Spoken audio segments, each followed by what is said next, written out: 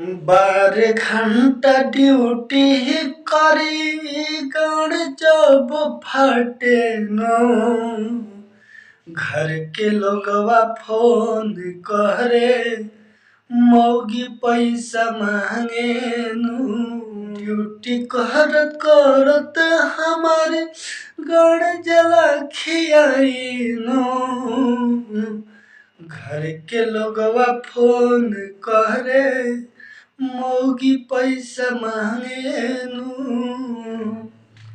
घर के लोगवा माजा चैन से खाए नु।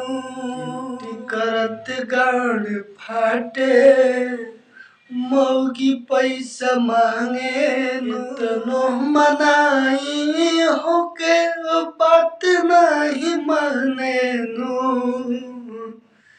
बड़ी उजीतिया नैहर भाग जाले नु। हमार हालत होला खराबे नु। ड्यूटी करते हालत हमार जाला खराबे। नैहर तो पैसा भेजे मौगी फुटान करे नु। घर के लोगवा नाराज होके मौगी बात न बुझे। मौगी बहक चो दहिया बात नहीं माने नु। खाना जब बनाई तो कान मोर फाटे।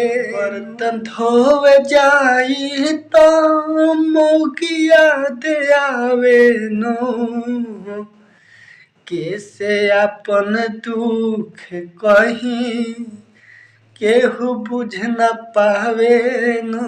ड्यूटी कह के आई तो देह जाला हारी नु।